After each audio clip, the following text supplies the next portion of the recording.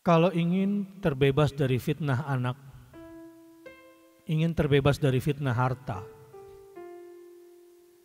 jangan sampai kita dihadang di surga oleh anak kemudian dibawa ke neraka. Fattaqullaha mastata'tum. Didik anakmu, bimbing anakmu sampai tetes darah penghabisanmu. Jangan cepat putus asa. Ya sudah, keluar dari rumah mama. Mama tidak mau akui lagi kamu sebagai anak mama. Mama tidak punya anak seperti kamu. Fattaqullaha mastata'tum. Atau sebaliknya, anaknya tidak mau mengakui mamahnya.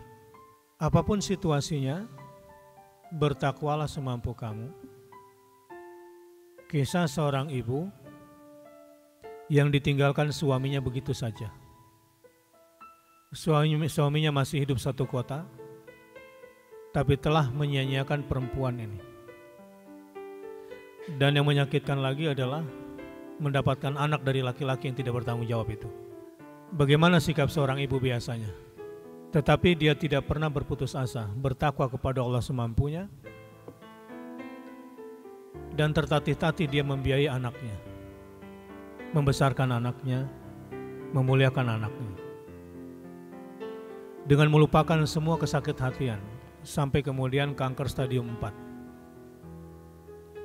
Si anak ini juga tidak tahu, mama kenapa sih kok setiap habis mandi rambutnya rontok semua banyak, dan kok mama sering sakit perut. Sejauh itu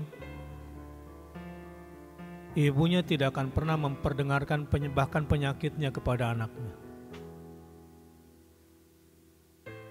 Demi Allah ini sedang saya lihat langsung. Dan ketika pembicaraan di antara teman menyinggung soal penyakitnya dan di situ ada anaknya, refleks ibu langsung tutup telinga anaknya agar anaknya tidak mendengarkan. Dan sepenuh hati dia mencintai anaknya. Dan dia sadar betul tidak lama lagi dia harus meninggalkan anak ini. Secara medis, tidak lama lagi dia meninggalkan anak ini.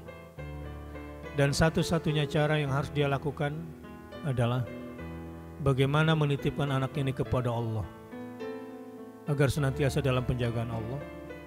Tapi pekerjaan dia adalah bagaimana mengenalkan anak ini kepada Allah dan mencintakan anaknya ini kepada Allah. Tetapi buat anak-anak mengenalkan tentang Allah itu cukup berat. Medianya apa? Dia jadikanlah anak ini hafiz Quran. Jadilah Quran kemudian media sang anak bersama ibu berdua-duaan kemudian menghadap Allah setiap harinya. Apapun yang terjadi, walau kadang hari ini tidak punya uang, tapi walaupun dia sendiri tidak gampang menerima pemberian. Tidak gampang. Sampai di satu pertemuan ada orang yang mendengar cerita tentang keluarga ini, lalu kemudian memberikan sesuatu lewat orang lain, tidak mau ketahuan. Karena tidak jelas, maka dia tolak. Karena dia tidak mau sedikit pun ada makanan haram masuk ke tubuh anaknya, yang membuat anaknya nanti tidak mendapatkan perlindungan Allah Subhanahu wa Ta'ala. Ini cerita hari ini, bukan cerita masa lalu. Seorang ibu yang bertakwa kepada Allah semampunya. Nasihat saya kepada dia dengan semua keluar biasaannya, saya bilang, ibu tolong berikan hak anakmu untuk berjumpa dengan bapaknya. Saya tahu menurut ibu dia belum waktunya berjumpa dengan bapaknya karena usianya baru masih di bawah 10 tahun. Tapi insya Allah Quran yang dimilikinya akan menjadi benteng bagi dia. Ibu boleh benci kepada orang yang meninggalkan ibu, tapi jangan menghilangkan hak anak untuk mengetahui siapa ayahnya. Dia menangis karena bagaimanapun juga bertakwa kepada Allah semampu kita itu jangan hanya mengikuti apa yang kita suka, tetapi ya harus mengorbankan apa yang kita tidak suka karena Allah Subhanahu wa Ta'ala.